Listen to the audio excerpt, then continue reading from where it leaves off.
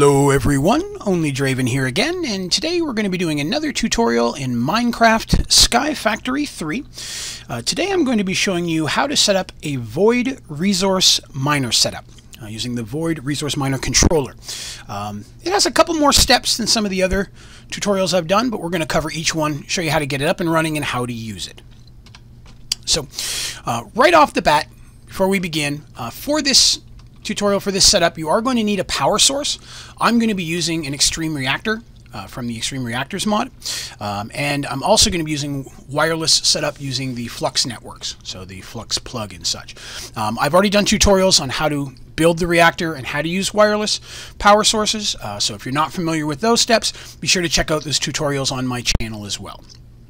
So multiple components. The first thing we're going to set up is building the Void Resource Miner controller itself, and there's multiple steps to this. Starting off, we're going to need some enriched sand, which is just sand and nether quartz. That'll give us enriched sand. Putting enriched sand into any form of furnace is going to give us clear glass. And clear glass is a prime requirement for many of the different steps we're going to build today. So once we have a bunch of that built up, we're going to take 3 clear glass, and that's going to make us a lens. Now, taking that lens and surrounding it with more clear glass gives us a clear lens. Now, we're going to need, let's see, 2 of those. Okay, so we need 2 clear lenses. Next, we're going to build a laser core, and we're going to need 3 laser cores. That's 4 clear glass in the corner and 4 redstone with nothing in the center block. Again, we need 3 of the laser cores. We're going to take all that, and that's where we're going to build our Void Resource Miner controller Tier 1. That's where we're going to take our clear lens. We're going to take one of our laser cores, add 4 gold blocks. We're going to add an end stone, a moss stone, and a piece of netherrack. And that is going to give us our Void Resource Miner controller Tier 1. There are several tiers higher than this. You can escalate to get different resources with different requirements, but for this build, we're just doing the starting setup. Now, once we've got our controller, we're going to need the rest of the pieces to build the rest of the setup, and that is going to be next is hardened stone machine bases. I like to start with those.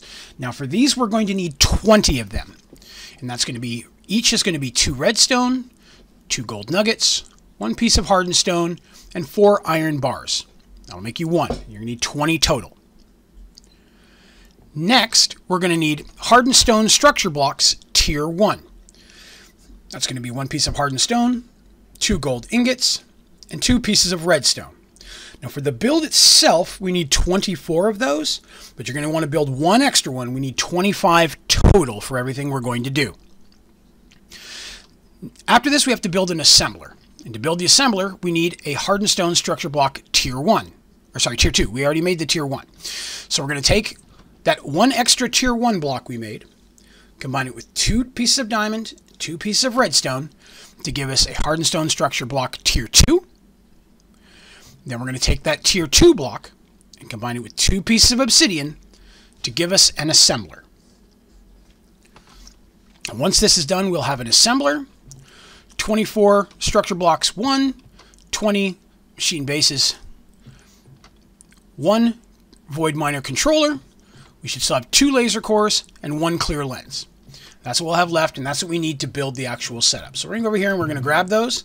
There's our assembler, our extra clear lens, our 2 laser cores, Void Resource Miner controller Tier 1. There's our machine bases, 20 of those, 24 structure blocks. Then I'm just going to grab some chests, some extra wood in case, and a flux point for power. So, slide over here to our little build area. Now, the entire setup is about 4 blocks high. So I went ahead, put 4 blocks there so we can get our controller started. We'll get rid of those.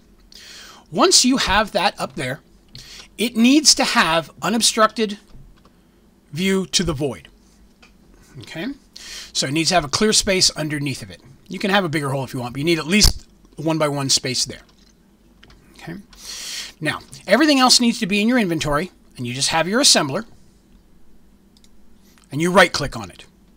When you right click with your assembler, it builds the entire setup for you, pulls it right out of your inventory. Now I'm in different setup right now. So down the bottom of the screen, you'll see that none of my resources were used up because I'm in creative, but normally it would have taken those out of my inventory. Now you can see in the center there in that lens, there's a light shining down. Right now it's calibrating. It's going to take just a moment, but that light is shining right through all the way down into the void. It's going to pulsate every few seconds. Now we need to provide power to our controller. And for that, again, I'm just going to be using Flux Network. So right click on that. I've already got a wireless network set up, and now it has power. And now that it has power, it's going to pulsate every few seconds, and it's going to pull a resource basically out of thin air and provide it to you. The easiest way to stockpile those is just to slap a chest up here right next to your controller. And now when you right click on it, as you can see, I have a piece of alabaster. Every few seconds, a new piece of material is going to be pulled into the chest out of the void. As long as it has power and it's got space in your chest, it's going to keep doing that for you. This is a great way to get a lot of different resources, some that are very hard to get. And as you upgrade the tiers of your controller in your setup, you can get harder to get materials to pop up more often and different materials. But getting one of these started as soon as possible in your Sky Factory setup will get you a lot of really great materials you're going to need for some of the other things you're going to want to do. And once it's done, you can pretty much leave it to itself. There's a lot of different ways to transfer the materials into, say, a storage of different sizes, whether it be combined storage, so on and so forth. For this situation, I just basically popped up how to put it in a chest. And as you see, we look in the chest. Now I've got a piece of red sand. I got some soul sand, another piece of alabaster. That's just going to keep pulsating, and each time it does, it's going to give me another piece of material. And that's all that's involved with setting that up.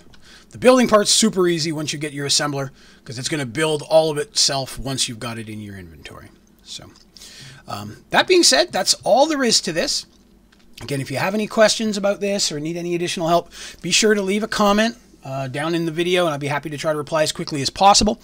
If you're not sure how to use the wireless network, flux plugs and such, or how to build an extreme reactor, again, I do have tutorials on how to do each of those on my channel already. Be sure to check those out as well. Okay. All right. Well, thank you very much, everyone, for tuning in today. I appreciate you checking it out. Again, like and subscribe if you enjoyed the video or you'd like to see more of my tutorials. If you have any other suggestions and other content you'd like to see in Sky Factory, be sure to put those in as well. Thank you very much for sticking with me. Have a great day.